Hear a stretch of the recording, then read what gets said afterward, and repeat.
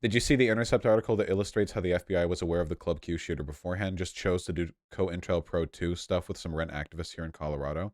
I don't know if there's a relationship between them doing psyop shit in Colorado and them not responding to the Q shooter. The F when you hear stuff like the FBI is aware of somebody, them being aware of somebody doesn't mean they can stop them from doing a crime. Like the FBI is without a doubt, without a shadow of a doubt, aware of me. The FBI is probably aware of pretty much every like politically active or loud person in this country. Like that's their job. Given that when it's like, oh well, the shooter was known to the FBI, well that doesn't necessarily mean they knew it was going to happen. It just means they knew he was a wacko. Being a wacko is legal in the United States. That being said, it is true that the FBI is not your friend. When did this article come out? Oh, just a couple of days ago. I saw a Twitter thread on this, but I didn't know how new the information was. The young woman with long pink hair claimed to be from Washington State. That's how they get you. One day during the summer of 2020, she walked into the Chinook Center, a community space for left-wing activists in Colorado Springs, Colorado, and offered to volunteer.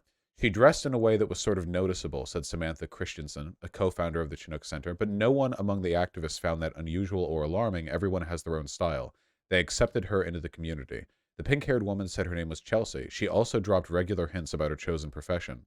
She implied over the course of getting to know her that she was a sex worker, said John Christensen, Samantha's husband and another co-founder of the Chinook Center. I think someone else told me that, and I was just like, oh, okay, that makes sense. What does that mean? Said Autumn Carter Wall. Yeah, man, she do be popping that pussy, though. It makes sense. Said Autumn Carter Wallace, an activist in Colorado Springs. I never questioned it. But Chelsea's identity was as fake as her long pink hair. Banger writing. Get the Pulitzer. The young woman, whose real name is April Rogers, is a detective at the Colorado Springs Police Department. The FBI enlisted her to infiltrate and spy on racial justice groups during the summer of 2020. That's her? Yeah, that's her right there. With the with the prodigious disguise. The work of Rogers or Chelsea is a direct offshoot of the FBI's summer of 2020 investigation of Denver, where Mickey Windecker, a paid FBI informant, drove a silver hearse, rode to a leadership role in the racial justice movement, and encouraged activists to become violent. Windecker provided information to the FBI about an activist who attended the demonstrations in both Denver and Colorado Springs, prompting federal agents to launch a new investigation in the smaller Colorado city.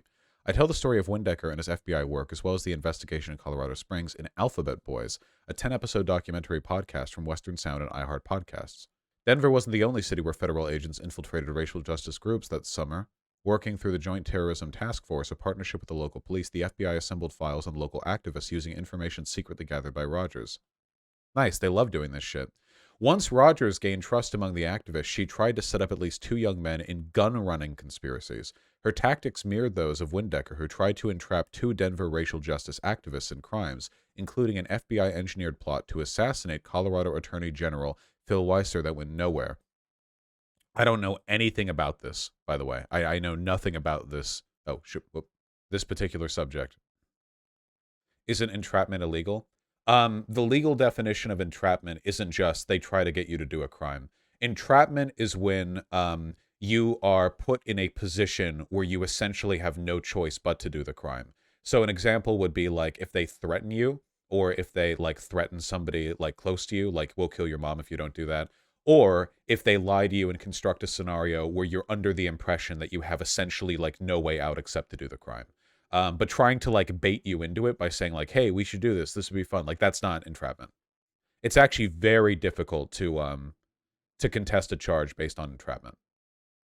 Whew. This seems like another rabbit hole. This is unfortunately far from the first time CSPD has done something like this. Guys, always remember, if you are at a protest or an activist group that has more than a dozen members, it is almost guaranteed that somebody there has a connection with the local police department or the feds. Almost guaranteed. Or at the very least, you should treat it as though it's almost guaranteed. You should always, always, always assume that there is somebody there whose interests are not your own. You know, you are never in a trusted group. If they could infiltrate the upper echelons of the Black Panther Party, I promise you they can get at your local like book club / Antifa meetings, okay? Yeah, you only know your own intentions. And that's why, unironically, like, not just for practicality purposes, but also to avoid like making a fool of yourself, you should not discuss or engage in any illegal activity while you're working as an activist or an advocate. Don't do it. Literally, I promise you, nothing benefits the state more than giving them a legal excuse to persecute you when you're trying to protest in favor of something like positive. Okay, not like they love that shit. Do you think the cops and the feds are quaking? Like, oh man, these left advocates are also like illegally distributing firearms to unlicensed people. No, they love that shit. You think they're afraid of that? They love that shit. They want a big dramatic SWAT team bust into a house to arrest somebody for gun running or whatever. They love that shit. This is probably the best example of why your political allies should not be your friend. I mean, you can have friends in these groups. Like, get along with these people, you know? Just don't do shit that's gonna bring the hammer of God down on you. The activist did not know Colorado Springs police, working with the FBI, planned to arrest several of them that day. Sitting in a police cruiser, Officer Scott Alamo. What a cop name. Scott Alamo? Are you kidding me? That sounds like a movie cop name. Waited for the protesters. His body camera recorded him talking to the other officers in the car. Well, boys, we sit, we wait, we get paid. That is indeed what cops do, often. Alamo pulled out a report with pictures of the activists they intended to arrest. The report, which Alamo accidentally revealed to his body camera, appeared to be a product of an FBI program known as Social Media Exploitation, or SOMEX, which allowed the FBI and local police to mine social media for information about individual Americans without warrants. Guys, remember, it's just TikTok that's the problem. The photos in the report weren't mugshots. They were images from social media, including Facebook, Instagram, and LinkedIn. Oh, I thought TikTok was the one that harvested your data. Internal records obtained by The Intercept last year revealed the FBI and the Chicago Police Department used SOMEX to collect information about racial justice demonstrators in that city.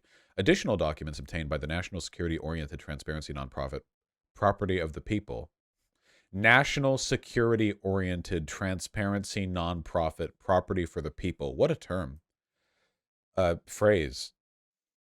Show the FBI monitored social media activity, including Twitter posts and Facebook event pages of racial justice activists in Washington, D.C. and Seattle. The internal documents also revealed the FBI wanted to keep its social media activity secret. One document described the Fed's need for new software solutions that could provide more invasive data mining of social media while maintaining the lowest digital footprint. As Alamo looked at the SOMEX report, he focused on a photo of John Christensen taken from one of his social media profiles. Professor, Alamo asked his colleagues in the car, referring to Christensen's position as a sociology professor at a local college. He continued flipping through the report. Boot to the face, Alamo announced gleefully. It's going to happen. Subhuman. Cops. Not people. And it did. More than a dozen cops stormed into the housing march looking for activists whose photos they'd seen, including Christensen and Johnson, the man who'd gotten into the altercation at the demonstration a year earlier. Everyone's a Fed. Never forget. Especially me. You guys remember that one time that I said, who hasn't been an informant? Everyone's been an informant. And people on Twitter took that seriously, and that clip circulated for about a year, where people were like, here's Vaush slipping up and accidentally admitting to being an FBI informant or whatever. And I was like, the most obvious sarcasm in the universe, but they still took it. Great stuff. Or CIA plant or whatever, whatever. Yeah, exactly.